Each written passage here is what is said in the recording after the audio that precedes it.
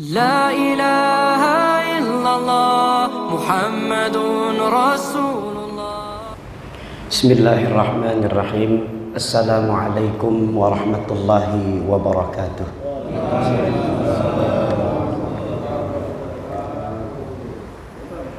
بسم الله والحمد لله والصلاة والسلام على رسول الله سيدنا محمد بن عبد الله وعلى آله وصحبه ومن والاه لا حول ولا قوة إلا بالله أما بعد. Yang saya hormati dan yang saya muliakan segenap pengurus Ketua DKM Masjid Jami'at Taubah, yang saya muliakan sahabat saya,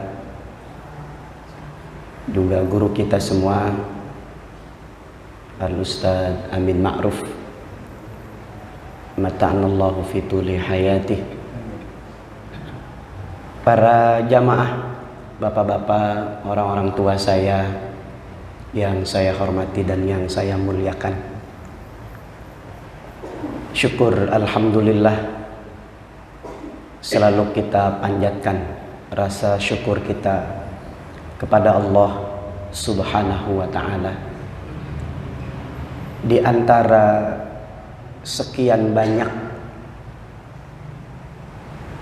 orang-orang yang masih terbuai dalam mimpinya, terlelap dalam tidurnya, kitalah yang dijadikan oleh Allah di antara hamba-hamba yang terpilih. Jangankan hanya sekedar melangkahkan kaki kita dari rumah ke tempat ini, sekedar kita menggerakkan kelingking kita saja, kita tidak akan pernah mampu dan tak akan pernah bisa kecuali memang atas izin dan kehendak dari Allah Subhanahu wa ta'ala. Oleh karenanya senantiasa kita selalu bersyukur atas karunia yang telah diberikan, sehingga kita mampu mengalahkan hawa nafsu kita, rasa ngantuk kita. Lalu kita berangkat dari rumah dalam keadaan sudah bersuci, berwudu, dan kita bisa melaksanakan salah satu kewajiban, yakni sholat subuh secara berjamaah. Ini adalah karunia yang sungguh sangat besar dari Allah Subhanahu wa ta'ala. Sehingga dalam salah satu hadis, ya, sholat 2 rakaat sebelum subuh itu lebih baik daripada dunia dan seluruh isinya.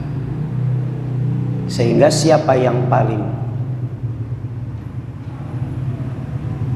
cepat bangun lalu dia melakukan sholat subuh, sholat sunnah 2 rakaat terlebih dahulu, dialah yang memiliki dunia beserta seluruh isinya.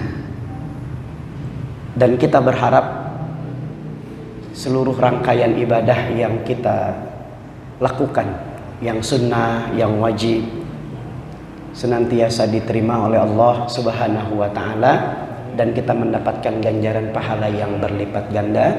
Amin ya Allah ya rabbal alamin. Para jamaah sekalian, bapak-bapak yang saya hormati dan yang saya muliakan,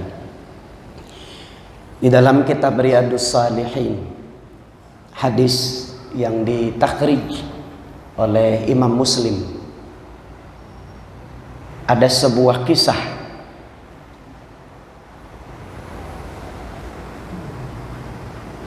Ada sekelompok manusia dari kalangan orang-orang yang kurang mampu secara ekonomi. Jadi dari kalangan orang-orang kismin datang ngadu kepada baginda Nabi Sallallahu Alaihi Wasallam. Mereka datang lalu mereka mengatakan kepada Rasul, "Ya Rasulullah, zahaba ahlud dusur bil ujur." Wahai baginda Nabi, wahai Rasul, telah pergi orang-orang kaya dengan banyaknya pahala. Jadi orang-orang miskin ngadu sama Nabi, "Hai Rasul, pahala udah diborong semua sama orang-orang kaya," kira-kira gitu. Rasul terngangah gitu, kaget dengan kelompok orang yang mengadukan dirinya, nasib dirinya gitu. Mereka kalah cepat, gak bisa mengungguli orang-orang kaya. Mereka sampaikan alasan itu kepada baginda Nabi. Yusalluna kama nusalli. Orang-orang kaya itu mereka sholat. Kami orang-orang miskin sholat juga. Wa yasumuna kama nasum. Lalu orang-orang kaya puasa sebagaimana kami orang-orang miskin juga diwajibkan berpuasa. Nah, ini yang mereka protes nih. Yang orang-orang miskin gak bisa. Apa itu? Wa yatasaddaquna bifuduli amwalihim. Sementara orang-orang kaya itu mereka bersedekah dari lantaran banyaknya harta mereka. Sementara kami orang miskin gak punya uang untuk sedekah. Gimana ini gitu? Orang kaya sholat, kami sholat. Orang kaya puasa, kami puasa. Orang kaya bersedekah karena memang punya uang banyak. Sementara kami nggak punya apa-apa. Ini yang menjadi alasan mereka. Udah diborong pahala ya Rasul sama orang-orang kaya, kita kalah, nggak kebagian apa-apa. Kalau ditanya gitu, bapak-bapak, enakan jadi orang kaya atau enakan jadi orang miskin kira-kira Pak? Orang kaya apa orang miskin Pak? Kalau kasusnya ini nih, enakan jadi orang kaya apa orang miskin Pak? Kaya. Padahal Pak, dalam salah satu doa baginda Nabi itu, Allahumma ja'alni miskinan. Ya Allah, jadikan saya orang yang miskin. Itu doanya Nabi itu. Kalau saya doa gitu, Allahumma ja'alna minal masakin. Ya Allah, jadiin orang-orang Villa Pamulang jadi orang miskin. Kira-kira amin semua nggak ini? Nggak mau kita Pak, pengennya jadi orang kaya. Kalau Nabi itu memilih hidupnya. Jadi kalau saja Nabi mau Gunung Uhud itu dijadiin emas sama Allah, tapi Nabi nggak mau. Gaya hidupnya Nabi itu cukup, sehingga Nabinya tuh Allahumma ja'alni miskinan. Ya Allah, jadiin saya orang miskin. Hebatnya nggak cuma di situ, koma. Wa zumratal masakin, kumpulin saya sama orang-orang miskin. Jadi nanti orang-orang miskin tuh kumpulnya bareng sama Nabi. Halo bapak-bapak, pengennya jadi orang kaya apa jadi orang miskin Pak? Tetap kaya, walaupun nggak, biarin dah, nggak usah kumpul sama Nabi. Tetap masih pengen kaya. Orang-orang kaya Pak masih tertahan itu di timbangan. Sebab dari harta yang kita miliki, yang halal itu dihisab, yang haram itu diazab. 1 sen pun, 1 perak pun itu diperhitungkan itu. Orang-orang kaya masih tertahan. Sementara orang-orang miskin itu masuk udah ke dalam surga. Dipanggil sama Allah. Fulan bin Fulan, Fulan bin Fulan, Fulan bin Fulan. Masuk udah ke dalam surga. Kenapa? Nggak ada harta yang dihitung. Mau diapain sama Allah? Ditahan mau ngapain? Udah masuk aja ke dalam surga. Nggak ada yang dihitung. Sementara orang-orang kaya nih, tunggu dulu. Ini punya mobil, punya motor, punya rumah, punya aset, punya kontrakan, punya tanah. Dari mana uang ini? Ini motor beli 15 juta. Dihitung tuh per peraknya itu dari mana. Sehingga digambarkan itu begitu sangat lama sekali. Ketika dihisap itu. Sampai ada orang yang frustasi gitu Pak. Ketika begitu lamanya orang dihisap. Mereka berteriak, ya Allah, udah masukkan saja saya ke dalam neraka. Kalau memang saya ahli neraka. Saking capeknya. Kita dulu Pak, waktu awal-awal perekaman EKTP, KTP elektronik, kita sampai jam 2 malam itu masih di kecamatan Pak. Ingat nggak dulu ya? Kita ngerekam EKTP itu Pak. Lama betul itu. Udah punya nomor Pak. Cuma nunggu satu persatu, dipanggil satu persatu, nomor sekian, nomor sekian. Lama sekali. Saking lamanya itu kita capek, lelah. Ada yang bayar kira-kira gitu. Di akhirat nanti begitu, saking lamanya, saking capeknya itu. Ya Allah, udah kalau memang saya ahli neraka, masukin aja, nggak usah dihitung lagi ya Allah. Jadi lama betul. Orang-orang yang hartanya banyak itu dihisap lama sekali.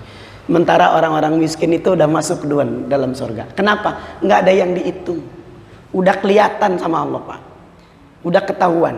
Jangankan di akhirat Pak. Di dunia aja Pak, udah kelihatan Pak. Orang yang nggak punya duit sama yang punya duit. Kalau yang uangnya banyak tuh Pak, jalannya aja nggak nyentuh tanah Pak. Saking cepetnya Pak. Mukanya itu kelihatan orang yang punya uang banyak. Jangankan rumah, harga diri kita bisa dibeli Pak. Saking banyaknya uang. Orang kaya tuh begitu. Udah kelihatan mukanya. Sementara orang-orang yang nggak punya uang ya sama kelihatan juga. Mojok, nyender, kelihatan pusing banget gitu, kelihatan mukanya tuh kayaknya banyak masalah.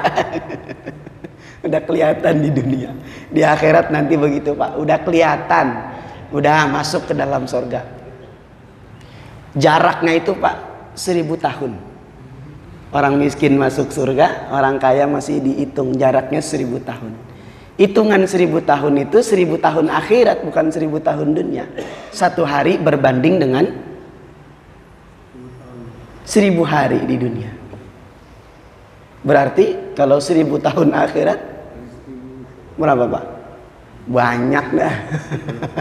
Lama orang kaya masih ketahan, orang miskin udah masuk ke dalam surga. Kira-kira enakan jadi orang miskin, enakan jadi orang kaya Pak? Belum kena juga, masih pengen orang kaya.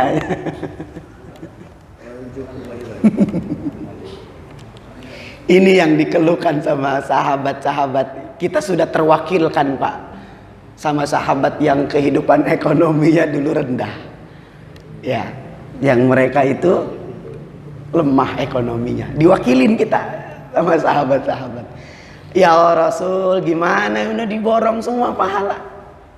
Maka baginda Nabi Shallallahu Alaihi Wasallam menjelaskan, seraya beliau bersabda, awalaisa qad ja'alallahu lakum ma tasaddaquna bih.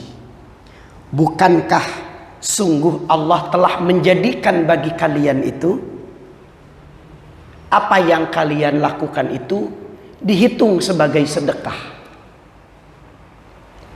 Nabi bilang sedekah itu, seakan-akan Nabi bilang sedekah itu nggak melulu pakai duit, nggak melulu pakai harta. Kamu sholat, orang kaya sholat. Kamu puasa, orang kaya puasa. Orang kaya bersedekah, kamu juga bisa bersedekah. Tetapi sedekahnya kamu itu bukan pakai uang. Apa itu?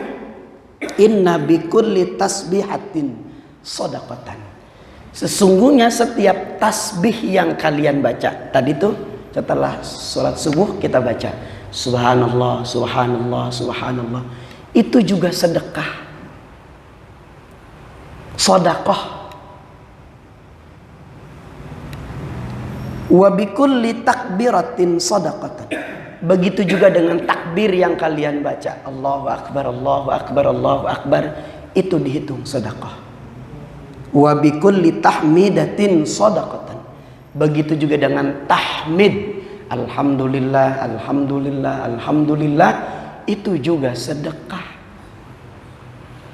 Seakan Nabi bilang orang-orang yang bisnisnya banyak, uangnya banyak, mereka itu nggak punya waktu. Habis sholat bukan Allahumma antas salam, tapi Allahumma lantas jalan.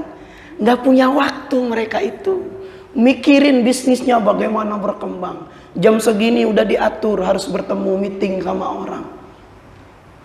Sholatnya itu kadang-kadang di jamaah. Ketika saya kerja di Jakarta itu,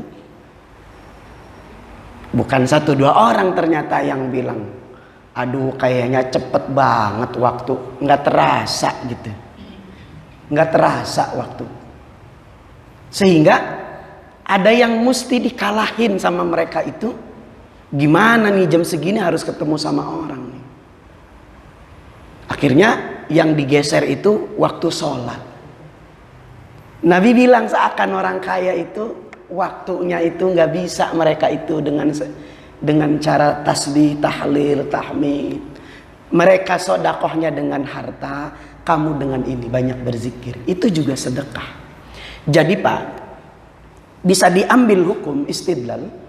Orang-orang kaya itu cara beribadah yang terbaik itu dengan berinfak, mengeluarkan harta. Kalau orang-orang kaya, mereka rajin sholat tahajud, sholat sunnah malam, mereka rajin baca Al-Quran. Itu kata Imam Al-Ghazali, mereka itu terpedaya dengan harta. Bila kenyataannya mereka menjadi orang-orang yang pelit. Mestinya orang-orang kaya itu mereka beramal memperbanyak pahala itu dengan banyaknya sedekah. Kasih orang miskin, duafa, yatim piatu. Jangan banyakin sholat tahajud, jangan banyakin sholat duha. Sementara kalau hartanya banyak dia jadi orang yang pelit. Itu namanya terpedaya. Orang kaya itu banyakin pahalanya dengan mengeluarkan hartanya. Itu yang terbaik. Bukan sebanyakin sholat sunnah. Itu terpedaya. Sementara orang-orang yang ekonominya lemah, ini dengan ini. Dengan cara rasa sabar, lalu implementasinya itu dengan banyak berzikir. Setiap takbir, tahlil, tahmid, tasbih, itu sedekah buat kamu. Nah, sementara Imam Asy-Sya'rawi di dalam sebuah makalahnya itu, rizki itu adalah yang paling rendah itu adalah berbentuk uang. Rizki itu bermacam-macam.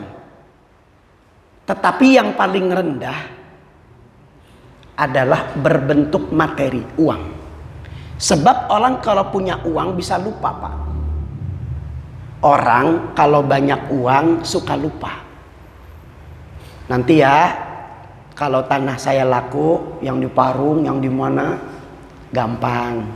Kamu sekian, sekian, sekian. Nanti kita sewa villa, kita makan bareng-bareng. Udah tinggal berangkat aja. Uangnya udah ada apa belum? Tanahnya udah laku belum? Belum. Ntar tanahnya laku, uangnya banyak, kira-kira jadi nggak kita makan bareng-bareng? Lupa. Orang kalau punya uang suka lupa. Itu terpedaya. Sekarang nih bapak-bapak punya uang 2 miliar, 2 miliar, 2 miliar, 2 miliar, 2 miliar, semua punya uang 2 miliar. Amin gitu Pak. Pelit banget Pak. Punya uang 2 miliar, 2 miliar. Ngayal aja dulu Pak, nggak apa-apa, ngayal kan gratis. Asal jangan korupsi. Kira-kira nih kalau uangnya banyak, punya uang 2 miliar, 2 miliar, kira-kira sekarang sholat subuh berjamaah nggak di Masjid At-Taubah? Belum tentu. Lagi sewa villa Pak di puncak, lagi ke Singapura, lagi ke Malaysia. Kenapa? Uangnya banyak. Berarti yang uangnya sekarang banyak tapi hadir di situ itu anugerah. Hadir di sini itu anugerah yang luar biasa. Dengan uangnya yang banyak tapi dia tidak lupa dengan beribadah kepada Allah Subhanahu wa ta'ala. Orang miskin pakai ini sedekahnya. Orang kaya dengan harta, orang miskin dengan banyaknya berzikir. Apalagi itu? Wa fi bud'i ahadikum shadaqatun. Ini yang menarik. Orang miskin sumringah mendengar jawaban baginda Nabi.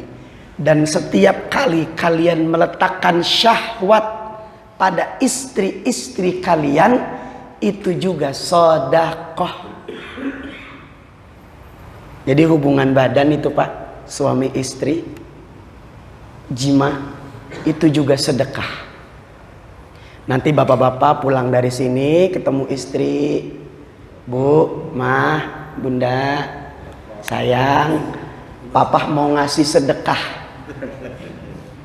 Kata istri kita, waduh Bapak pulang dari masjid dengar kajian subuh, kayaknya dapat ilham nih. Ayo kita masuk kamar, kata kita. Ngapain Pak? Ini sedekahnya beda. Banyakin aja tuh. Ya, suami istri itu sedekah juga bentuknya. Itu orang-orang miskin Pak, dengar jawaban Nabi sumringah betul.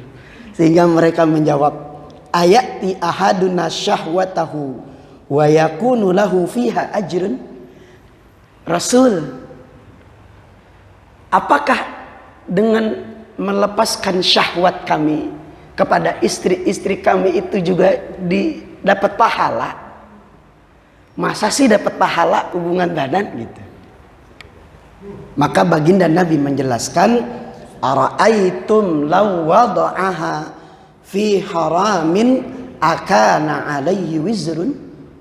Bukankah kalau kalian meletakkan syahwat kalian pada yang haram, jajan di luar, bukankah kalau kalian melakukan itu dapat dosa? Gitu. Jadi ketika Nabi ditanya, Nabi jawab tanya. Itu namanya orang yang cerdas. Bukankah kalau kalian jajan di luar, kira-kira gitu ya, itu dapat dosa? Maka fakadzalika idza wada'aha fil halali kana lahu ajrun.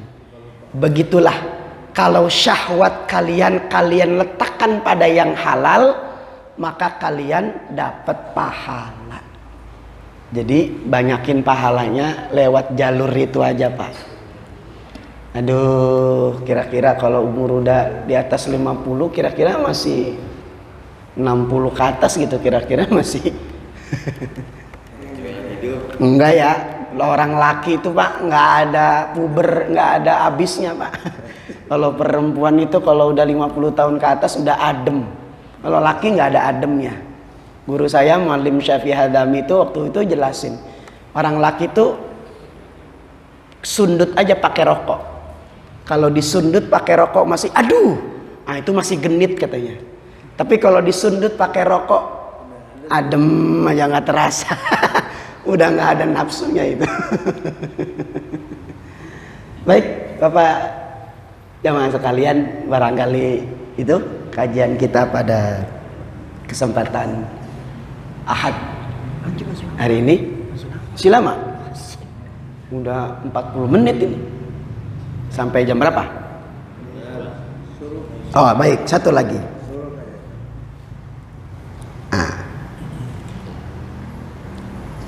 Begitu juga dalam salah satu baginda Nabi, salah satu hadis baginda Nabi, La tahriqanna minal ma'rufi syai'an walau an talqa akhaka biwajhi taliqin. Jangan sekali-kali. La tahriqanna. Ini nunnya litaukid, sebuah penekanan. La tahriqanna. Jangan sekali-kali kalian menganggap remeh, menganggap enteng minal ma'rufi syai'an, dari sesuatu yang baik. Kebaikan itu dari apa? Walau antalqa akhaka biwajhin taliqin. Meskipun kalian ketika bertemu saudara-saudarimu itu dengan wajah yang berseri-seri, sumringah, senyum.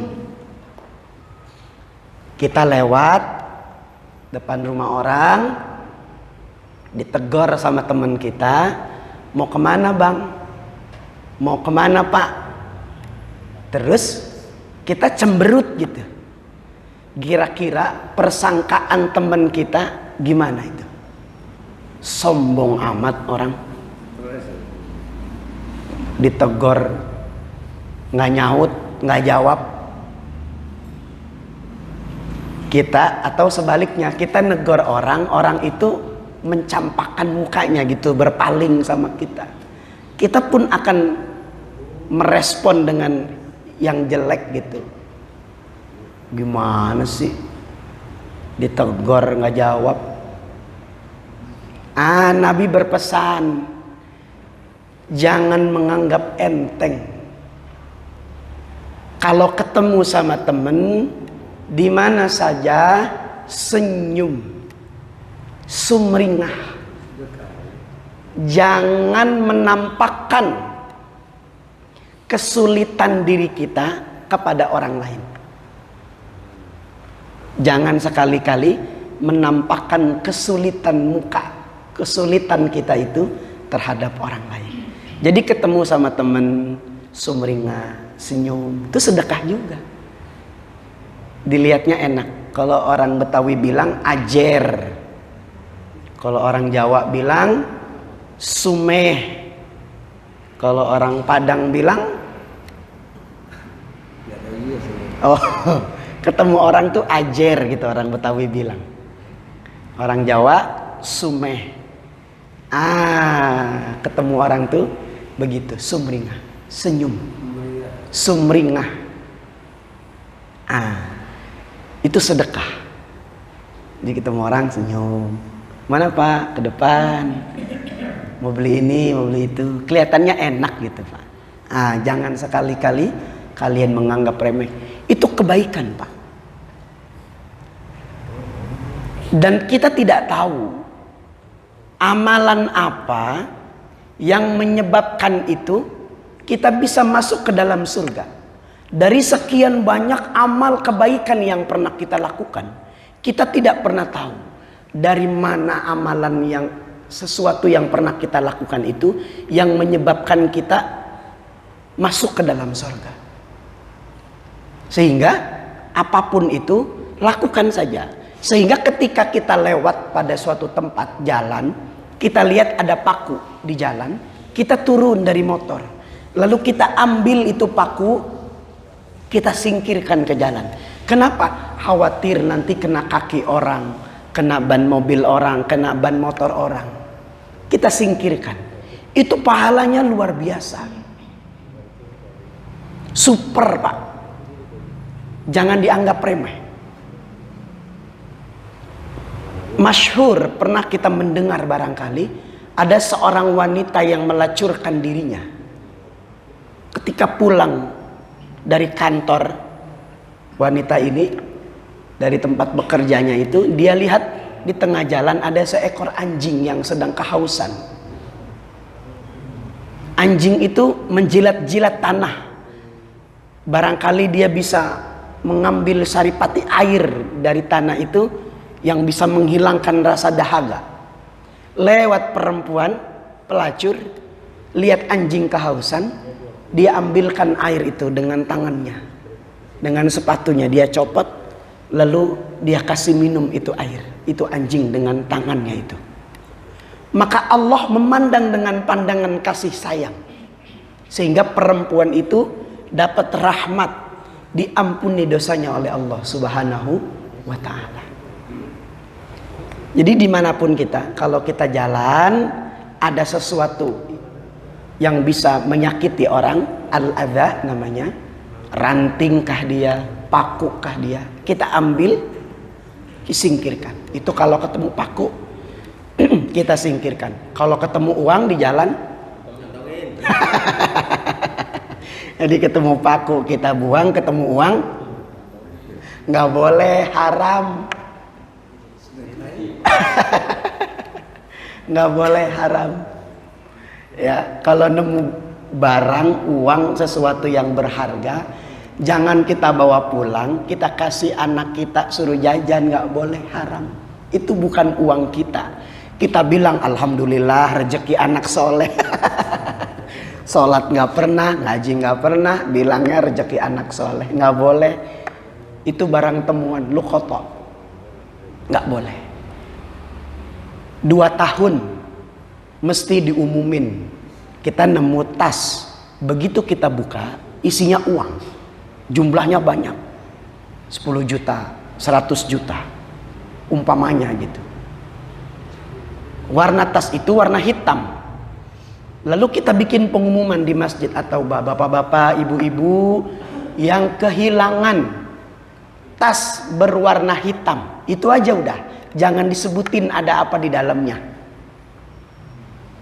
Tas berwarna hitam. Nanti yang kehilangan itu, oh itu tas saya. Kita tanya, emang isinya apa bu? Isinya ada dompet, ada uang, ada handphone. Uangnya sekian, handphonenya ini, mereknya ini. Kita kasih kisi-kisi, jangan dijelaskan secara mendetail. Diambil itu uangnya, dia ambil tuh 1, 2, 3 lembar. Ini pak, makasih. Ini yang halal tuh. Kalau yang kita ambil, kita kantongin, kita bawa pulang, itu haram, nggak boleh. 2 tahun waktunya, umumin di pasar, di tempat-tempat yang rame. Ya, itu kalau ketemu barang-barang berharga. Jadi benar kita ambil, kita kantongin, kita bawa pulang. Tapi jangan buat jajan, jangan buat beli beras. Nggak boleh, itu haram, bukan uang kita. Ya, cukup barangkali itu ya.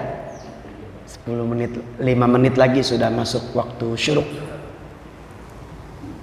Ada pertanyaan atau sudah cukup? Ya. Waalaikumsalam. Agak parah nih. Kembali kepada penjelasan Ustaz awalnya, bahwa orang yang duitnya banyak kurang bersedekah, hisabnya lama. Saya teringat salah satu sahabat Rasulullah, kalau nggak salah Abdurrahman bin Auf, manusia sangat royal ya dalam beribadah, tapi Rasulullah pernah katakan hisabmu paling lama. Padahal sahabat Umar orang kaya minta hartanya gitu loh. Itu satu. Kemudian kedua, saya mau nanya, kalau seandainya Ustaz, kalau seandainya seseorang duduk di jabatan tertentu, mungkin dapat fasilitas yang miring-miring itu, kira-kira tersedot nggak harta yang halalnya itu? Karena tercampur gitu. Karena saya lihat banyak bukti gitu. Orang yang ini memang dikasih Allah tinggi dulu kan, habis itu dihempas sehina-hinanya. Itu aja barangkali Ustaz. Ya. Terima kasih. Baik. Yang pertama, apakah orang Islam itu nggak boleh kaya? Boleh, sangat dianjurkan, boleh. Orang Islam itu kaya. Jadi kajian kita bukan berarti kita harus menjadi orang yang miskin gitu, enggak. Kita harus tetap mencari rizki, ikhtiar, lalu dengan ikhtiar itu Allah menyebabkan kita menjadi orang yang kaya gitu. Enggak jadi masalah. selama ketika harta yang kita cari itu dari jalan yang benar, dengan cara yang halal. Nah, nanti ketika di akhirat, ketika dihisab itu, Allah itu sudah tahu, kira-kira gitu. Allah itu sudah tahu, oh kamu cari hartanya itu dari yang halal, sehingga hisabnya itu menjadi cepat dan mudah. Jadi Nabi itu ketika menjelaskan kepada sahabat Abdurrahman bin Auf, yang menjadi sahabat yang dengan perniagaannya, dengan cara berdagangnya menyebabkan menjadi orang yang kaya. Banyak ya sahabat-sahabat yang Allah kasih karunia dengan harta yang banyak, tetapi tidak menyebabkan para sahabat itu menjadi orang yang lalai dengan kekayaannya. Tidak. Mereka itu orang-orang yang terpelihara. Nah, itu menyangkut pada jawaban yang kedua. Apakah nanti dari harta yang tercampur dengan yang haram, dari yang haram dan halal, Allah itu tidak pernah luput. Allah tahu, sehingga tadi saya sebutkan yang halal itu dihisab, yang haram itu diazab. Diazabnya gimana? Terserah Allah, dengan caranya Allah. Buat orang-orang yang beriman, Pak, contohnya kita orang-orang yang sehat. Dengan kesehatan itu kita bisa makan enak. Segala macam makanan itu bisa kita rasakan, kita masuk, nggak ada pantangan. Sekarang ini kan penyakitnya macam-macam, Pak. Uratnya pada asam, darahnya pada manis, kencingnya pada batu. Itu kenapa? Dari makanan. Bagaimana caranya dia menjadi orang yang sehat kembali, sehingga nggak ada pantangan gitu. Minum kopi boleh, minum teh boleh, makan duren boleh, sop durian boleh, es cendol boleh, nggak ada pantangan gitu. Itu kan enak tuh. Gimana caranya orang yang punya kolesterol, diabetes, orang yang punya kencing manis dan lain sebagainya itu bisa kembali merasakan makanan yang enak? Maka dia harus berobat, minum yang pahit-pahit. Jangan obat yang manis-manis, yang pahit-pahit untuk menyembuhkan. Kenapa dia paksakan itu, dia mau makan minum yang pahit? Supaya sembuh, sehat. Kalau sehat, makan apa aja enak. Ketika nanti di akhirat orang banyak kesalahannya, banyak dosanya, dia harus dikasih obat dulu. Masuk surga itu biqalbin salim, dengan hati yang selamat, nggak ada dosa. Surga itu sesuatu yang sangat lezat, nikmat, enak, seperti makanan itu. Orang yang sakit nggak bisa makan duren, takut kolesterol, takut darah tinggi. Orang yang sakit hatinya, banyak dosanya, nggak bisa masuk langsung ke dalam sorga. Diobatin dulu. Gimana caranya? Dicuci masuk ke dalam neraka yang pahit-pahit. Berapa lama? 7 hari maksimal. Maksimal 7 hari. 1 hari itu 1000. Jadi 1 hari akhirat 1000 tahun di dunia. Jadi 7 hari. Jadi di akhirat itu, Pak, masuk neraka itu ada yang 1 menit, 2 menit, 1 jam, 3 hari, maksimal 7 hari. Nggak ada yang lebih dari 7 hari.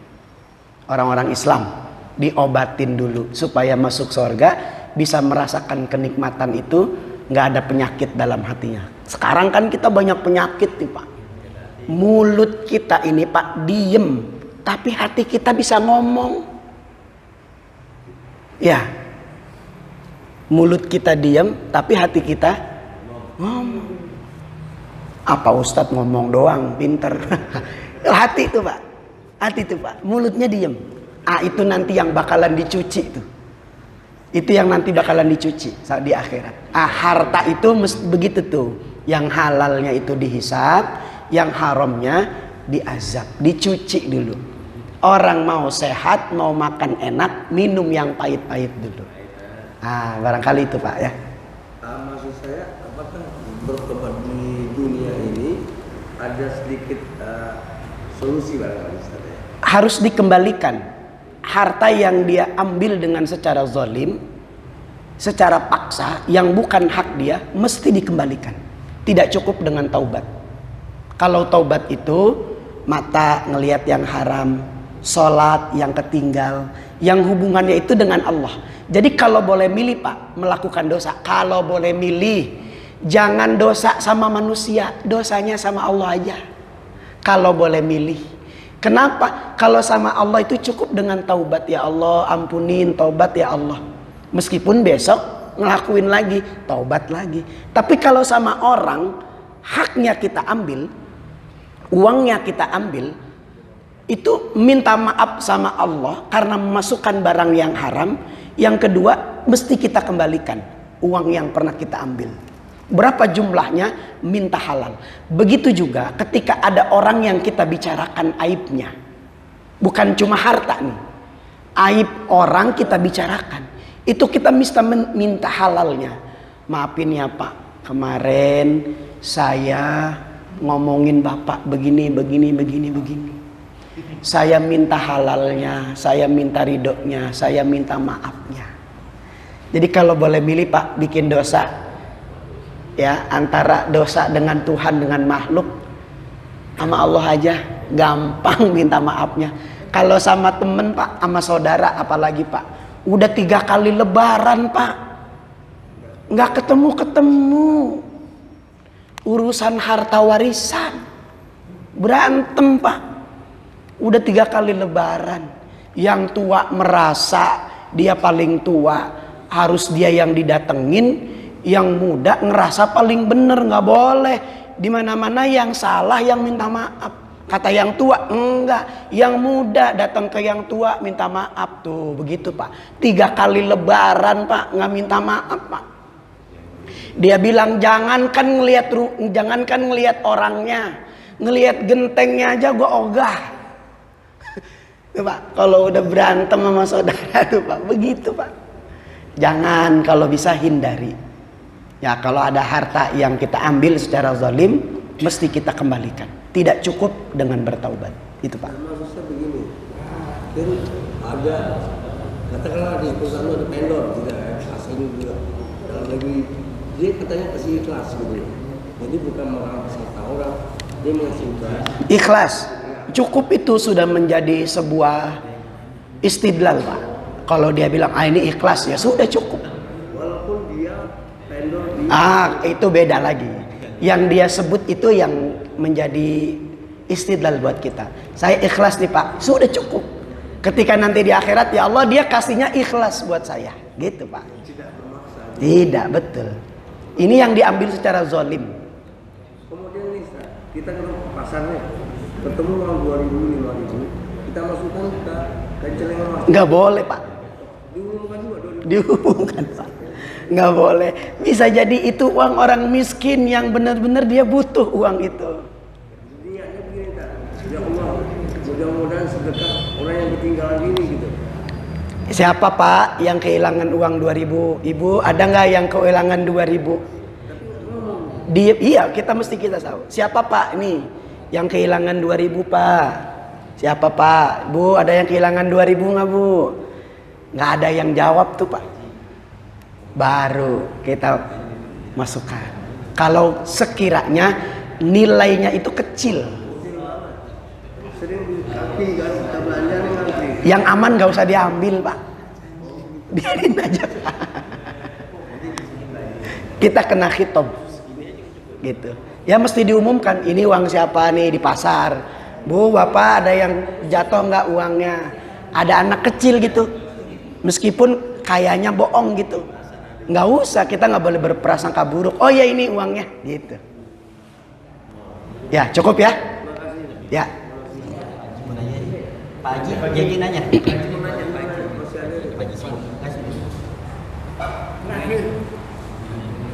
Assalamualaikum warahmatullahi wabarakatuh. Waalaikumsalam. Oke, ini. Pegang aja. Pak Ustadz ini nggak bermaksud menyinggung seseorang. Ya, Ada dua orang nih, satu orang biasa, satunya Ustadz.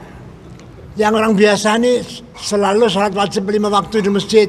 Yang satu Ustadz nih sholatnya seminggu hanya 1 kali. Ini lebih utama mana nih? saya bingung Pak kalau jawabnya begitu. Kalau pertanyaannya itu Pak. Ada 2 orang, yang satu orang biasa tapi rajin sholat berjamaah ke masjid. Yang satu ustadz tapi seminggu sekali aja belum tentu ke masjid. Pusing saya jawabnya kalau yang ini Pak. Mestinya ustadz yang rajin sholat ke masjid berjamaah karena hukumnya lebih tahu. Tapi kita Pak nggak boleh suudzon, husnudzon.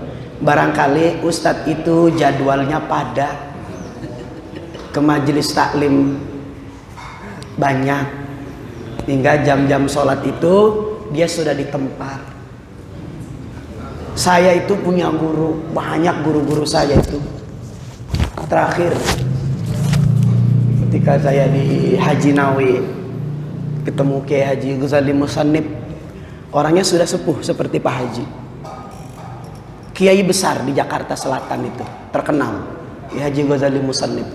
Ketika saya datang untuk sholat asar berjamaah, itu beliau ada di pojokan sholat berjamaah, tapi jadi makmum.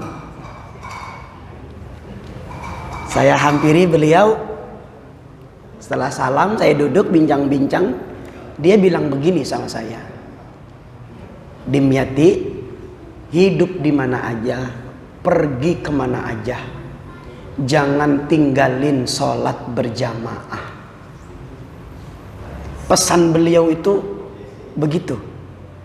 Ketika saya mau pamit itu beliau bilang begitu. Hidup di mana aja, kemana aja kamu pergi, jangan tinggalin sholat berjamaah. Karena setiap langkah yang kita bergerak, kaki kanan itu naikin derajat kita, kaki kiri menghapuskan dosa-dosa kita. Ini buat ustadz yang ada barangkali ya. Di negeri seberang sana. Ya, kita husnuzon aja Pak. Barangkali dia sholat berjamaahnya di tempat yang lain. Yang sudah rajin berjamaahnya dijaga, jangan sampai lepas. Gigit pakai gigi geraham sampai mati, jangan tinggalin sholat berjamaah.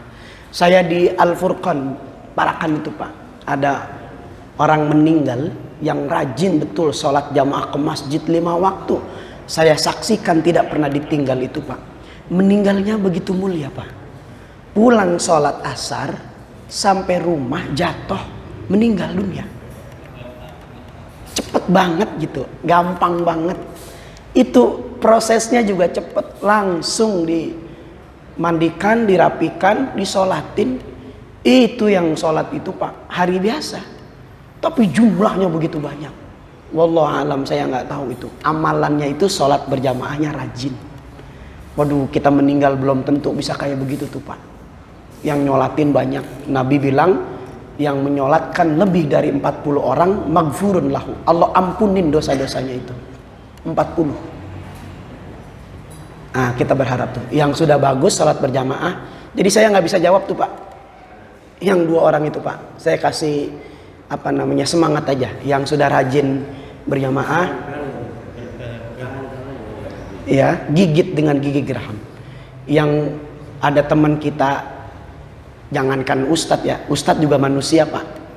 Ya, ada tetangga kita yang memang nggak kemana-mana, yang di rumah aja, kerjanya juga santai, nggak juga sholat berjamaah. Kita husnuzon aja, sambil kita doain, ya Allah, mudah-mudahan tergerak hatinya untuk melakukan sholat berjamaah. Ya, barangkali itu cukup ya, sudah jam 6 lewat.